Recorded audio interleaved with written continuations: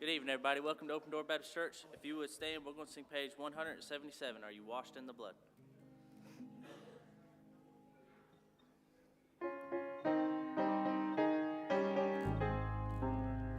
Have you been to Jesus for the cleansing power? Are you washed in the blood of the Lamb? Are you fully trusting in His grace this hour? Are you washed in the blood of the Lamb?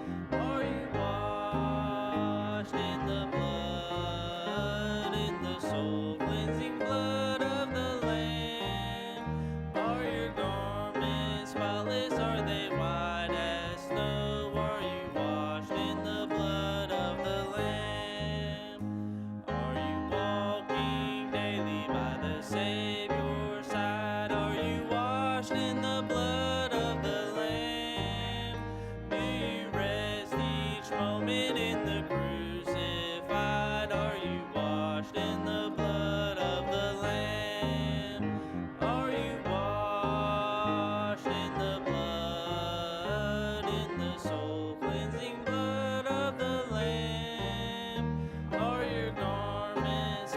spotless? Are they white as snow? Are you washed in the blood of the Lamb?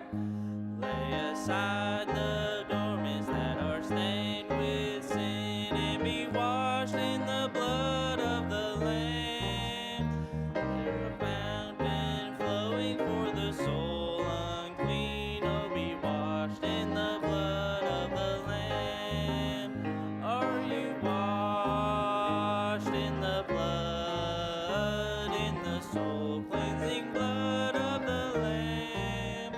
Are your garments spotless? Are they white as snow? Are you washed in the blood of the Lamb? We're going to turn over to page 57, I believe it is. Amazing Grace.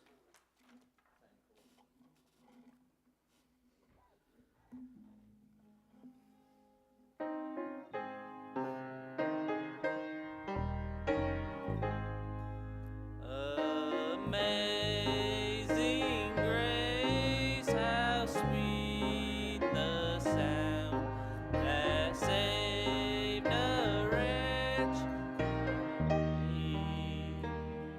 I once was lost, but now I'm found. Was blind, but now I see. 'Twas grace that taught my heart to fear, and grace my fears relieved. How precious did that grace appear the hour I first believed. Through many dangers, toils, and snares, I have already come. 'Tis grace has brought me safe thus far, and grace will lead me home. When we've been there 10,000 years, bright shining as the sun, we've no less days to sing God's praise than when we first begun. Close to me, I'm praying for us. Dear Lord, we thank you for the good day and the good opportunity Yes, we that do. you've given us to be able to come into your house and worship, Lord, and praise you. I pray that you would help the rest of the service and the special singing and the preaching, Lord. And we'll thank you and praise you for it. In Jesus' name, amen. Amen. All right, you can be seated this evening. I appreciate you being here on Wednesday night. Enjoyed the meal tonight. Chicken. I ate one piece of the orange chicken. It was great. I don't know about the rest of it, but the steak was good. It was a great meal tonight. Appreciate that. Those of you that cooked and took care of that. Several announcements I'm going to make. Several people asked me where my wife is. She is on a business meeting trip. Lord, forgive me. So if somebody particular asks, that's where she's at. So anyway, she's a couple of days had to go for that, and so thankful that she's able to do that, her and my daughter, and so you pray for them. Several others I know that are out this week, and so you be praying for those at vacation time of the year, different things like that. So remember that. But there's several announcements. Don't forget, starting tomorrow night, Bible Missionary Baptist Church is having their youth camp meeting. Some great preachers will be there. Brother Barry Spears and Brother Eddie White tomorrow night. at 7 o'clock, and I always enjoy both those men. Friday morning at 11 o'clock, Brother Daniel Waters will be preaching. Friday evening will be Brother Barry Goodman and Drew Hibbets. That's at 7. And then Saturday morning is Brother Tony Shirley, and that's at 11 o'clock as well. Brother Craig said if anybody needs a ride, they would be willing to pick up and take anybody who wants to go. Anybody over the age of 8 that is interested in going, he said that they would make sure that they got there and got back. So if you are interested in that, please let him know tonight. And then June the 16th, of course, is Father's Day. We will not have an evening service on Father's Day. And then the 17th through the 20th is our junior camp. And if you have not signed up, you have kids, grandkids, anybody that you know wants to come to that, please make sure that they sign up for that. And then June the 22nd, they're going to have a tractor lawnmower pull, and that'll be out at Culp Road in Gold Hill again. And of course, we're going to work that for the concessions to be able to go toward our missions trip. And so if you can help with that, great. If you can just come be a part of it and buy some food that day, that'd be good too. So that's June the 22nd. And then the mission trip raffle. For those of you going on the mission trip, if you can help us out this month, we have some places that we are working on getting into. One's already for sure over here at the hardware store here in Richfield. They told us we'd come set up on Saturdays and sell tickets, and so there's a sign-up sheet on the back table for that. If somebody else puts their name down, go ahead and put your name down on that weekend that you can work. Any weekends that you can work, make sure you put your names down, and then we can, if we get some other places, we'll spread out more. But make sure if you can do any of those weekends that you go ahead and put your name down for that. We're trying to get into a couple different businesses to be able to sell tickets for this last month and make a hard push at that. Yes, sir. Yes, sir, we will. If that'd be great. We'll do that for sure.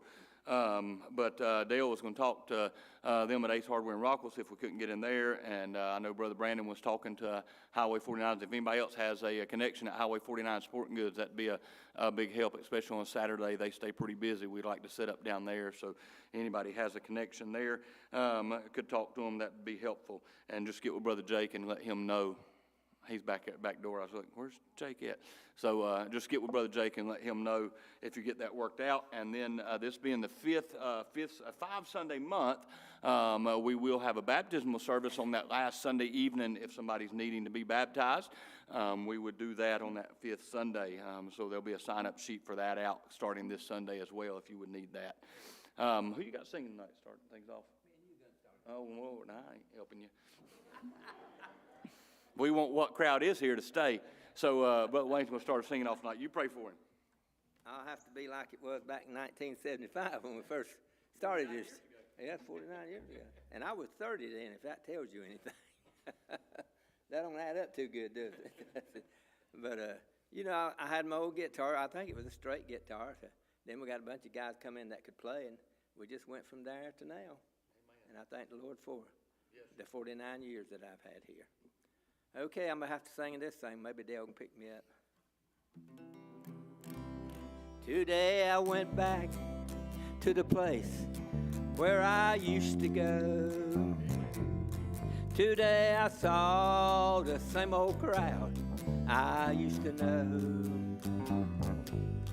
And when they asked me what had happened, I tried to tell them it was thanks to Calvary I don't go there anymore.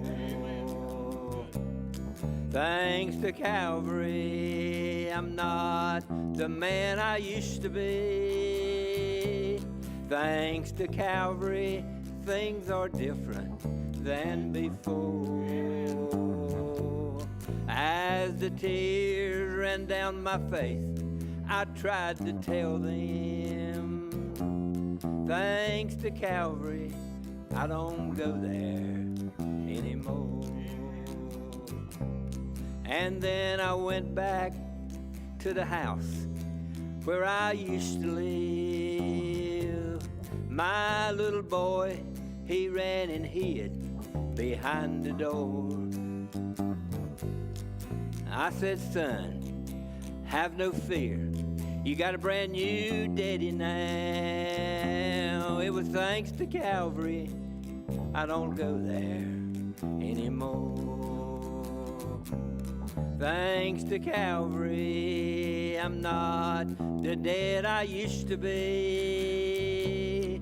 Thanks to Calvary, things are different than before. As the tears ran down my face, I tried to tell them it was thanks to Calvary I don't live there anymore. Thanks to Calvary, I don't live there anymore. Thanks to Calvary. I think about that. He took that long walk up Calvary's Hill, preacher, just for me and just for you. Brown family's going to come sing for us. She can play the piano for them. Or is it going? Oh, it's going to be a cappella, maybe. A cappella. Said she's played enough for tonight. As long as it's in A flat, she said.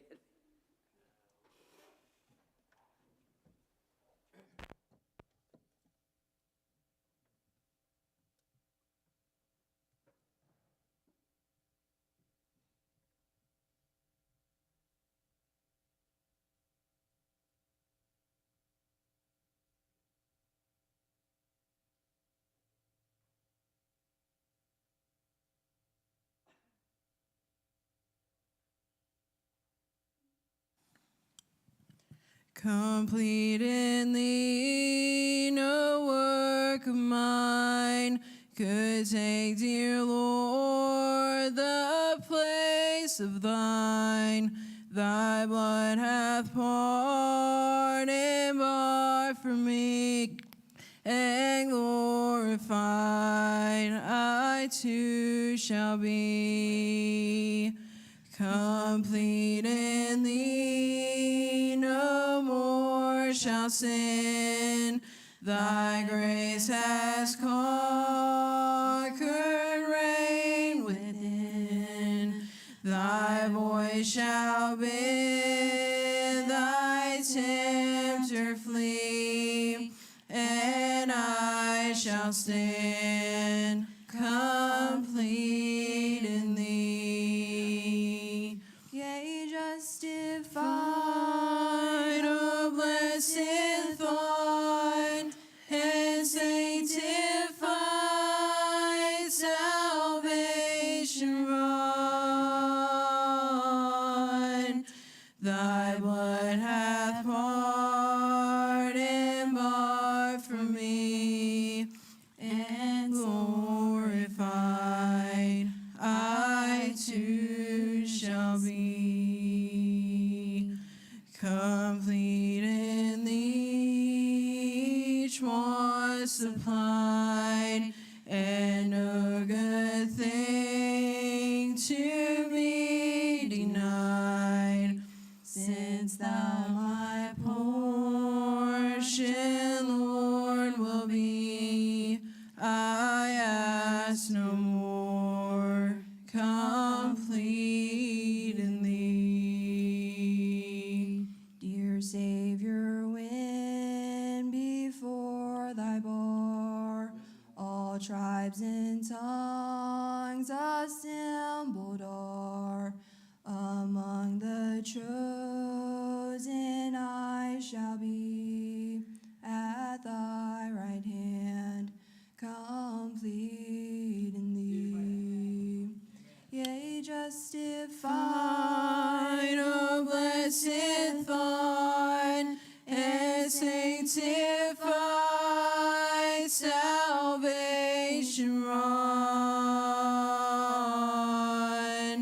Thy blood hath poured and bought for me, and glorified I too shall be. Among the chosen I shall be, at thy right hand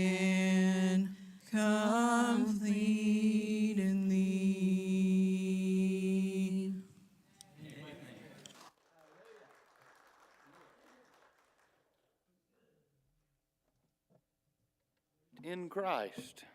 Amen.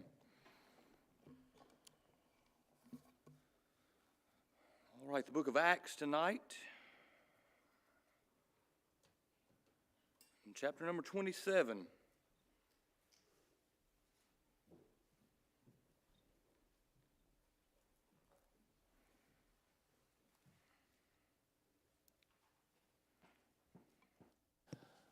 This is one of those verses that, as I was reading, this phrase kind of jumped out at me, and I have gone back to it now for about 3 or 4 months, and just couldn't. It attracted me, and I saw it, and I just couldn't seem to get liberty to do anything with it. And I kept going back to it, and kept going back to it. I make little notes in my Bible, little blocks of, and so as I'm reading through, and I catch something or something jumps out at me, I'll write down what it was, maybe just the verse, maybe I'll go ahead and kind of jot together, just a little outline or something, that the Lord would direct me. And I wrote this down, and like I said, it's probably been a good 3 months ago, and I'd see it, and I'd go back to it, and it just wouldn't be any more than what it was, and I'd kept going back, and this week it seemed to just blossom for me, and so it's one of those times that I'm scratching my head going, you sure you want that tonight now? I'm like, what in the world? Been dwelling on this for 3 months, and this is what we're going to do, okay? But Acts chapter number 27, verse number 41. And, of course, this is the story of Euroclydon. Paul's on the ship. He's going, being taken back to Rome at his request. And they get out in the hurricane there in Acts chapter number 27, that great storm. And it tears the ship apart. And here at the end of that, it is in verse number 41 that begins the breakdown of the ship. It says, "And falling into a place where 2 seas met, they ran the ship aground, and the forepart stuck fast and remained unmovable, but the hinder part was broken with the violence of the waves. And the soldiers' counsel was to kill the prisoners, lest any of them should swim out and escape. But the centurion, willing to save Paul, kept them from their purpose, and commanded that they which could swim should cast themselves first into the sea and get to land. And the rest, some on boards and some on broken pieces of the ship. And so it came to pass that they escaped, all safe to land." Of course, it is verse number 41 that we're interested in. And that phrase there at the first of it, "and falling into a place where 2 seas met." And that's our thought for tonight, simply this: where 2 seas met. I want to use this as we build into it as a type of our choices, and where we come to an intersection, and where 2 paths in our life might meet, and we have to make a decision and make a choice about which direction we're going. I want you to notice in verse number 41, it was something that they fell upon. And falling into a place. It wasn't somewhere they chose to be, wanted to be, intentionally went, that they had purpose for being where these 2 seas met. It was because of this storm. It was because of the direction that the storm pushed them. They were no longer guiding.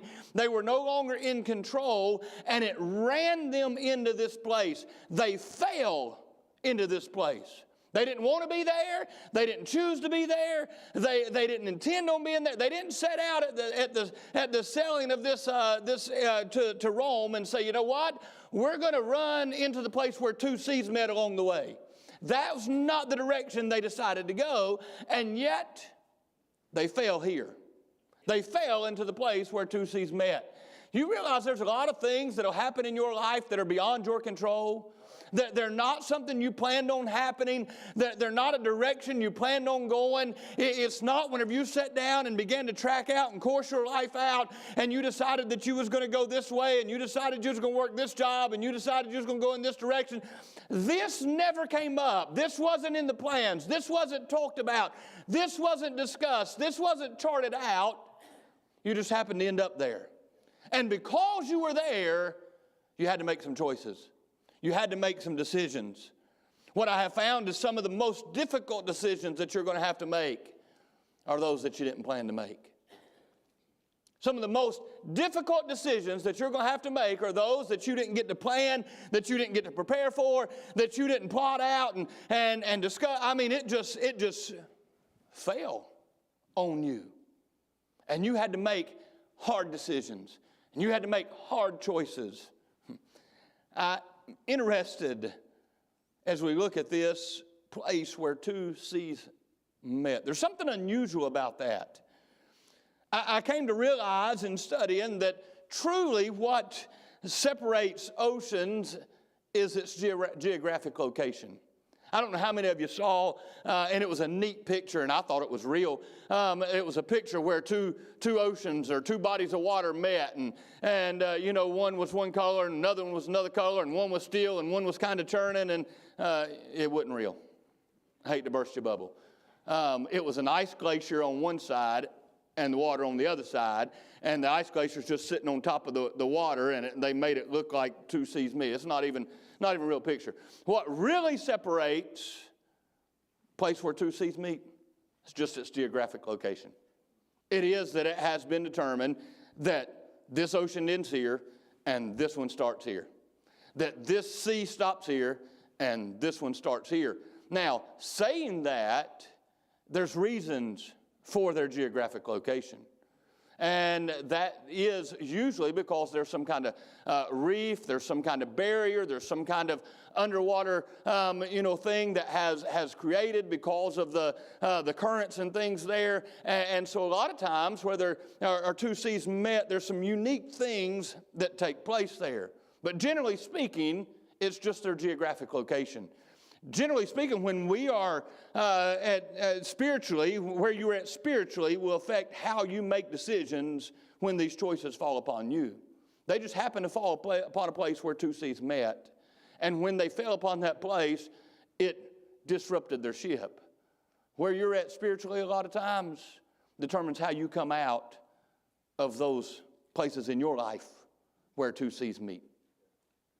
You find that there's some unique things that happen where two seas meet.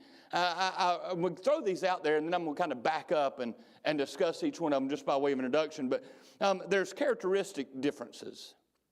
There's currents created. There's climate affected. And there's a culmination of, or accumulation of wildlife. Now, with that being said, there's characteristic differences in two bodies of water. When these two seas meet, sometimes you can look and you can see kind of where they meet and where they, come together at. Sometimes you can't. Sometimes you can look at them and tell that, one's clearer than the other, one's darker, but there are some differences, and that's what has created the reefs underneath and different things that have caused the geographic locations of these two seas. You realize that the oceans, two different seas, two different bodies of waters, their salinity can be different. They can have more or less salt. Their temperature can be different. You can have two seas meet and right up against each other, and over here a little ways, the temperature's going to be one thing, and over here a little ways, the temperature's going to be something else. Now, where they meet, those temperatures are going to be different because of the meeting of the two, but this cold water over here and this hot water over here are going to collide, and it's going to have a cause and effect in where they meet at. There is a density difference. In other words, the weight of the water can change. You say, well, water weighs the same. Not necessarily. Find out through this study, salt water and fresh water don't weigh the same, don't have the same density. It's affected, the weight of the water is affected by its temperature. Found that interesting. You can tell sometimes simply by the color of the water. Different sediments, different river runoffs running into it, depending on the temperature of the water, different plankton and algae that might grow in the one that doesn't grow in the other. We spent most of my life vacationing when we went to the beach at Carolina Beach, and some of you are familiar with the area there. And there's the inlet that they've cut through. They call it Snow's Cut there. That the ships go in and out, and they've dug it out, and they make sure that they keep it dredged for those ships to be able to run in and out. Well, on the river side of that, the bay side of that, is the Cape Fear River, and of course the ocean on the other part, and the sound there. But as you go back further in and toward Wilmington there, you have the Cape Fear River. And whenever you see the Cape Fear River, as the tide would go out into the ocean, that river creeps its way up into the sound and even partway into the ocean area, and it's always a different color. It's always murky, it's always darker, it's always brown. And that's because of where it usually spends its time. That water is back in that river, and there's more algae, there's more plankton, it's not as deep, there's not as much churning taking place, and so the water's a different color. And whenever it runs into the ocean, it'll get swallowed up, and eventually it turns into the color of the ocean. But you can usually see whenever it pushes together there on low tide. And so there's the characteristic differences. Found that interesting in the sense that we as Christians are supposed to have salt. That salt, having lost its savor, the Bible talks about, and it compares us and our spirituality to that of having salt or not having salt, or our salt having lost its savor, or it having the savor that it ought to have. And so a lot of times our decisions are going to be affected by where we are spiritually. The water temperature. Isn't it funny that whenever we talk about Christians and we talk about people serving the Lord, that they're either hot or cold, they're on fire or they're lukewarm? Temperature, density. It's how wet the water is, so to speak. It's whether there's a bunch of sediment in it that would take away from it, or whether it's pure water. We talk about the fact, a lot of times we'll talk about people who are come into church, and maybe for that whatever reason, that service, they come in and they're just not themselves, and they're not typically, maybe they're lifting their hands and they're singing in the choir and they're worshiping. Something's wrong with them. Their wood's wet. Yeah? How about their water? Characteristic differences. There's currents that are created. I've always heard this term, eddies. Y'all have heard the term eddies when it comes to water. I thought, what in the world's an eddy? I didn't. I've heard it. Heard them talk about it. I've heard it mentioned, but I thought, exactly what is it? And so I looked it up, and it's simply a circular motion of water that's counter to a main current, causing a whirlpool, and so it creates a swirl. And so where those two oceans meet a lot of times, because this one has a specific current and this one has a specific current, where they meet at, it'll create eddies, and it creates just a whirlpool of water. Found that interesting in this sense. There's some scientists that have taken the time to study these places where these two seas meet and where the different currents come together at. And they dropped off what were called wave buoys. They deployed them, and so they could track them. Whenever they dropped them in where they drop them behind it, drop them on either side of it, and those two buoys would stay together and go whatever way the current was going. But whenever they dropped two buoys right in the middle of the wave, of the place where the two seas meet, they ended up separating, going different directions. They didn't stay together. One got caught up and went this way, one got caught up and went another way, and they just went all different directions. I thought about that. If you're not careful, you'll end up getting where two seas meet, and you'll end up going the opposite direction of those maybe you were once traveling with. Hang on to that. We'll be back there. The climate's affected. Oftentimes where two seas meet, there's fronts, a boundary between two air masses with different temperatures or moisture levels. It's, a front would move in, it'd be a cold front, and we'd feel the temperature drop, or there'd be a front come in carrying rain, and it would rain, and move on out. And so we have those, a lot of times where two seas meet, whatever it is with those seas and those currents, it would bring in a front. And so, in other words, it affects the atmosphere. Two seas meeting in your life can affect your atmosphere, your attitude. Things can be going well and everything be all right, and you can be as happy as a lark, and everything just excitable, and everything's grand, and everything's wonderful, and all of a sudden you fall upon a place where two seas meet. You didn't look for it, you didn't plan it, you wasn't intending on it, but there you are. All of a sudden it'll change your atmosphere. There's the accumulation of wildlife. The mixing of the waters at oceanic boundaries can create zones of increased biological productivity. Nutrients from one ocean can mix with the nutrients from another, creating a fertile zone where marine life thrives. Simply what that's saying is where those two seas meet and that churning of the water, it will attract plankton and begin to allow different plankton to live. And so that brings in fish. The fish brings in bigger fish. The bigger fish is attacking. It brings in the birds. And they were talking as they were on that ship studying, said it was amazing how whenever they were going across the sea, wherever they were at, I wish I could remember, but as they're going across that sea, said we hadn't seen a bird or hadn't seen anything in a little bit. You know, I mean, there'd been no activity of fish in the water, nothing. We've just been sailing up, and said all of a sudden, when you could begin to see off in the distance where those two seas meet, where we know that location is, according to our charts, we started to see all kinds of birds flying around.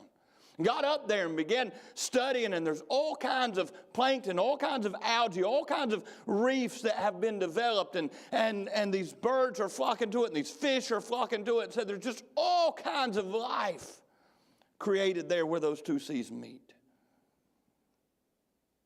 You realize, whenever you find yourself in a place when two seas meet, there's going to be an increase in wildlife activity. There's going to be all kinds of distractions that's going to come up, and they're going to be able, all kinds of people all of a sudden are going to know how to navigate your life and what you ought to do and where you ought to go and what choice you ought to make and what decision you ought to make. And just all of a sudden, all these things are going, and man, people can come from everywhere to try to give you advice. Promise you this, you get into a place, fall into a place where two seas meet, and there's going to be Satan trying to attack, trying to discourage you, trying to defeat you, trying to get you off balance.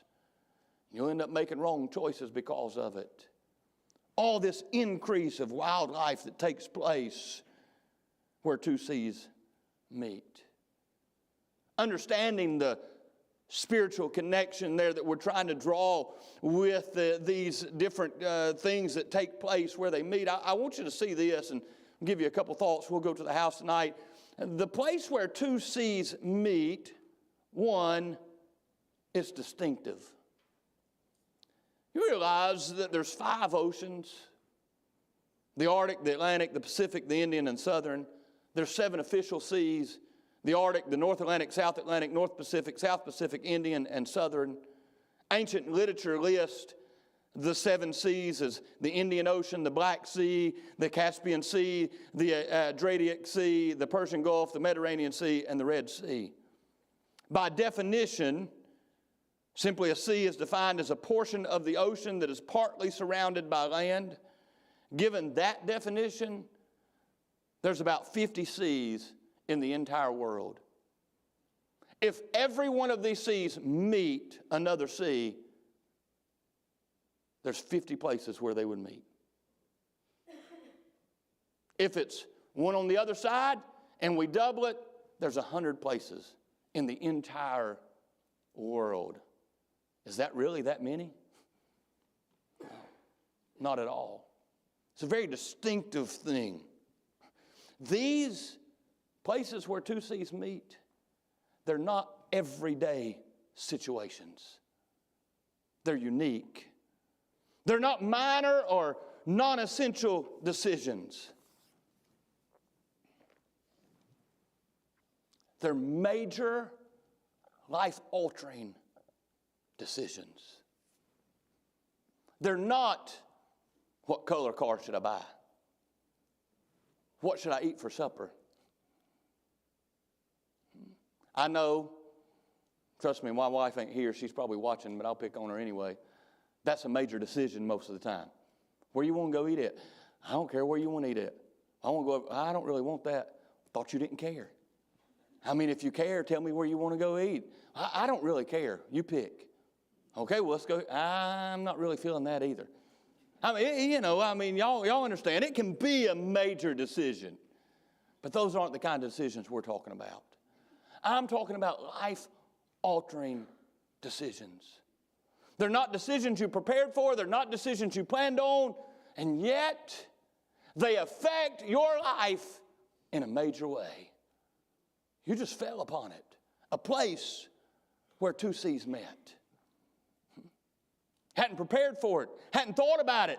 And now, all of a sudden, you've got to make a decision. And usually those decisions have to be made quickly. It'd be nice if you could just say, time out. Let's just pause here a second. Let's take some time and let's see. I mean, you see sporting events, and Jesse's been playing and watching a lot of softball, and so I'm watching, and every now and then it'll be the pitcher that'll step off the mound and take a few minutes. It'll be the batter that'll step out of the batter's box and call for time. I mean, they'll slide into a base and they'll ask for time to adjust themselves and brush themselves off before the next play starts. The coach can reach out and call time and can go out and have a meeting with their pitcher or with the infield or with the entire team. I mean, it just seems like every time you turn around that a timeout can be called. And I'm thinking, man, wouldn't it be nice if we could just, at those important plays in life, just say, timeout. Nobody gets to advance. Nobody gets to throw a pitch. Nobody gets to swing at a ball. Nobody gets to do anything for just a minute. Let's just talk about what's going on here. Let's just rehearse everything. A lot of times, this place where two seas meet, you read the story, they didn't have time to talk about it. They didn't have time to discuss it. They didn't have time to go in detail about it. It happened, and they had some decisions to make. They didn't get to push pause. They didn't get to a lot of times, those places where two seas meet, that's how it is. You got a decision to make, and you got to make it quick. And if you're not careful, the wrong decision could affect you in a wrong way for the rest of your life. Often the sea is typified as life, and the ship, our vessel. You realize these type of decisions affect your vessel and how we travel life's sea. Not only are they distinctive, they're divisive. I went ahead and read verses 42 and 43 for this purpose because I wanted you to see it. Right after the ship is broken, I mean, it's fallen apart, and there's a division that takes place. The soldiers look at the centurion, the leader of the soldiers, and say, we just need to kill all the prisoners. There's no reason for us to let them escape. They're going to swim out of here. They're going. If they do make it to land, they're going to run away. We're going to lose the prisoners. Instead of losing them, let's just kill them. We'll just kill every one of them. And the centurion, the guard, the leader of all the soldiers, says, no, let's not do that. Why? Because he wanted to make sure he saved Paul's life. He knew if he let him kill him, then Paul would die. And Paul, so far, has been the only reason that they're still alive on the ship. And so he says, no, we're not going to do that. And so there is a division that takes place. You know what I found oftentimes about being at a place where two seas meet? It'll cause a division. Let me say this. Look around you after you make a decision where two seas met and see who's left. If they're spiritual, then you probably made the right decision. If the people that's still around you after you make that decision are worldly and carnal, you probably made the wrong decision. If the people that's left after you make the decision, the people around you, they have no desire for the things of God, They have no desire to read their Bible. They have no desire to try to live for God. They have no desire to try to serve the Lord. You probably made the wrong decisions. But after you made the decision, you look around, and that worldly and carnal crowd's not around, and you're trying to serve the Lord, and you're trying to be faithful, and you find that the people you're hanging out with and the people you're running with are trying to do the same thing, and they're trying to serve the Lord, and they're trying to be faithful, and y'all are interested, then you may have made the right decision. But that place where two seas meet, it's divisive. You'll find yourself separating from others because you had to make a decision. You had to make a choice. It'd be nice if life wasn't full of choices, but it's not that way. It is full of decisions, full of choices, and those choices have consequences. It's always amazing to me how people get bent out of shape whenever they have forced other people to make difficult decisions. Didn't want to be here, didn't choose to be here, but now we're here. We've got to make a decision. They're divisive. Lastly, they're destructive.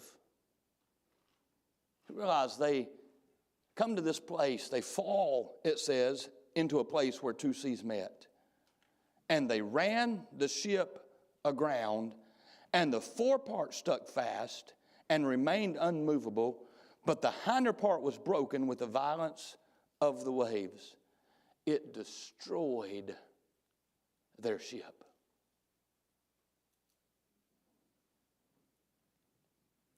Understand tonight, there's been all of us at some point or another, but maybe some of us recently, who have found ourselves falling into a place where two seas met. We've had to make some choices. We've had to make some decisions. We've had to decide what we were going to do. Those decisions can cause exactly what happened right here. They became stuck. They were unmovable, and they were broken. The ship, I just said it, the ship oftentimes is compared to our travel in this life, our vessel. We're sailing life sea in this ship. If you're not careful, you're going to end up where two seas meet. And you're going to make a wrong choice. And you're going to run your ship aground. Become stuck. Your decisions can trap you. The choices you make can trap you. You ever made a bad choice and it seems like that bad choice led to another bad choice and it led to another bad choice and it led to another bad choice and you're scratching your head going, how in the world do I get out? I mean, just stuck. It's just one bad choice, one bad decision, one mess right after the other, and it all started because you made one bad decision and you know that, but now all of a sudden you're just stuck. They talk about rip currents, and that's basically what this whirlpool is. It's something to drag you in and drag you under. And rip currents at the beach, you can see them from up on a high point on the shore. You can look, and the waves are coming in, and there'll be a section where there's really not any waves. The undercurrent is so strong that it's even affected the top of the water, and it's pulling everything back out to sea. Well, your first reaction whenever you get in one of those rip currents is try to swim against the current. And so you start trying to swim to shore. I mean, I'm just trying to get back to where my feet can touch the bottom. I'm trying to get back to where I can get on some stable ground. And so you start swimming against the current. You'll not be successful. That rip current, a lot of times, is so strong you can't outswim it. You're not going to be stronger than that. And so it's going to drag you out, and it's going to end up drowning you and destroying you. And so they tell you, if you're ever caught in a rip current, you swim to the side. Let it pull you out. But as it pulls you out, you're swimming to the side. And eventually, you're going to get outside of that rip current, and you'll be in just a normal current.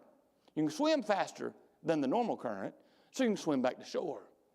But oftentimes, people drown in those things because the very first thing they do is panic and start trying to swim directly back to shore. Just get stuck. Get stuck. Some of you have made some decisions, and it wasn't the right decision. It wasn't the right choice. You didn't want to have to make the decision to begin with. You didn't choose for these things to happen. You didn't choose for the events to take place. You didn't choose to fall into this place where two seas met, but you found yourself there, and you started making choices, and you started making decisions, and they were wrong. And now you're stuck. They fell in a place where two seas met, and it's stuck. I've often said one of the hardest things to do. It sounds so simple when we preach it. We preach the prodigal son, and man, all he had to do was go back to the Father's house. That sounds so simple. But it's not always that easy. You get stuck out there in the hog pen. You ever tried walking in mud? You ever been in, a hog pen? It ain't nothing but mud. It's just muddy and nasty, and you step down in it, and you pull it up, and you come up without a boot because your boot stayed down in there, and now you got to try to get back down in your boot, and you got to grab it and pull it up. You get stuck. Get stuck. Those bad decisions, you just find yourself in a place where you are stuck. What? They were unmovable. After making the wrong decision, many become unmovable. I've watched some of you. You made a wrong choice, and you went this way, and you chose this path, and it caused you to do this, and it caused you to do that. And it seemed like with every decision, you was just getting further and further and further away from God. You got stuck. And now, you've gotten to the place where you're unmovable. We preach, we sing, we teach in Sunday school classes. We're constantly, the Lord's trying to deal with you and trying to speak to your heart, and you're just unmovable. No repentance in sight, no care. It doesn't seem to affect. It doesn't seem to work. Your friends try to talk to you. Your parents try to talk to you. Your siblings try to talk to you. Just grandparents, whatever. The people try, and it's just nothing. Nothing. Said the ship became unmovable.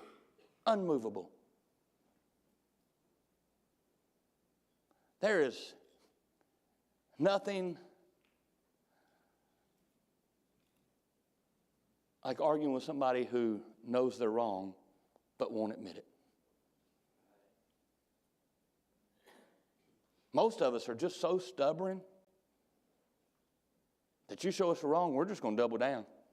Try to prove we're not. That's just how we are.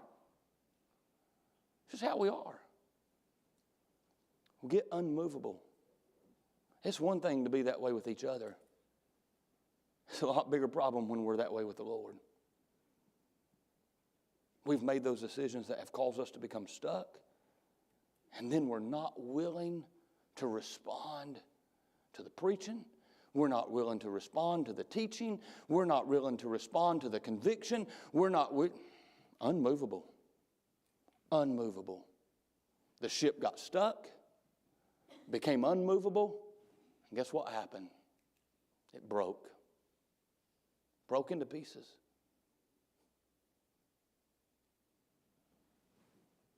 And they run aground, got stuck. Front part of the ship becomes unmovable. The waves hit and tear the back end off, and it just goes to pieces. You know what doesn't exist anymore? A ship. Some of you are destroying your vessel 100 miles a minute, just as quick as you possibly can. You got stuck, became unmovable. If you're not careful, you're going to end up breaking. Going to destroy you. Going to tear you apart. Those bad decisions can break you.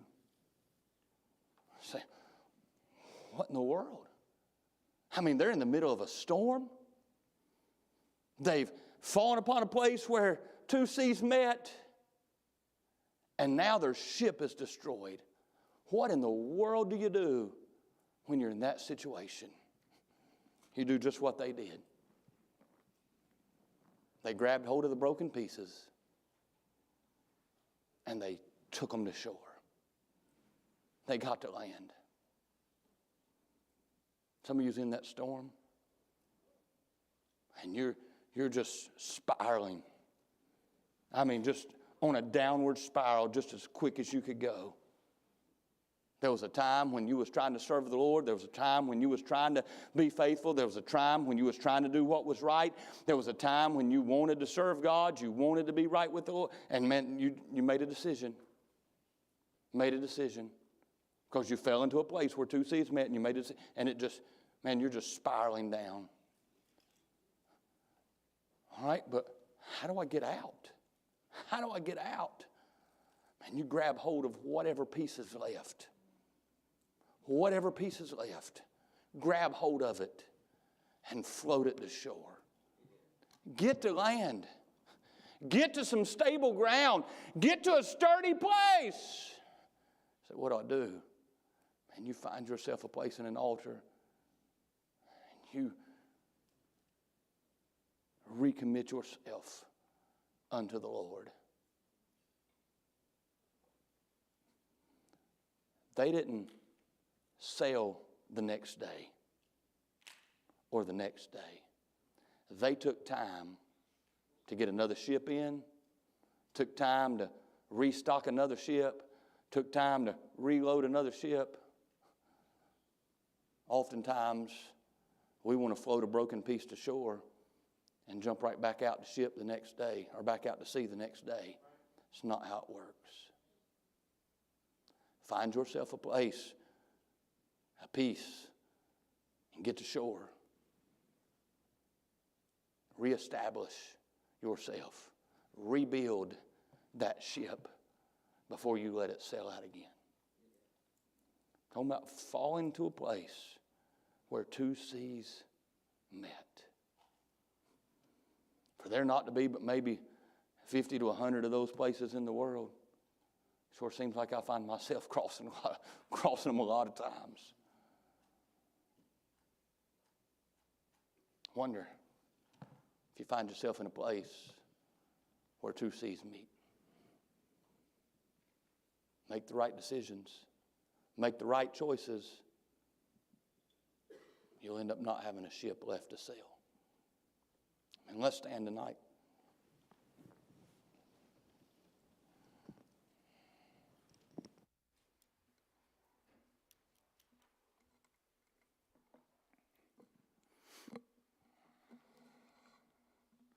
Appreciate you being here on Wednesday night. I do not take that for granted. Thankful for your faithfulness to the house of God. Don't forget Sunday school at 10 a.m. Sunday morning, and then church at 11, of course, and then Sunday evening. And then June the 16th would be Father's Day. We will not have an evening service, and we'll start junior camp on that Monday right after that. Again, junior camp is only running Monday through Thursday, 9 to 5, with the exception of Wednesday. We'll still have our meal on Wednesday, and we'll have service Wednesday night. Brother Mike Gray will be here throughout the week. If you're off in the mornings and want to come up and hear him preach in the mornings, you're more than welcome to do that. We're going to try to have a service in the afternoons about 3:30 if you want to come out to any of those services as well. But we're looking forward to a good time with junior camp. So don't forget about the sign-up sheet on the back for that. Bring the book. Camp meeting, youth camp meeting at Bible Missionary Baptist Church this week, Thursday, Friday, and Saturday. If you need a ride, want to go, please see Brother Craig and Miss Sandra tonight.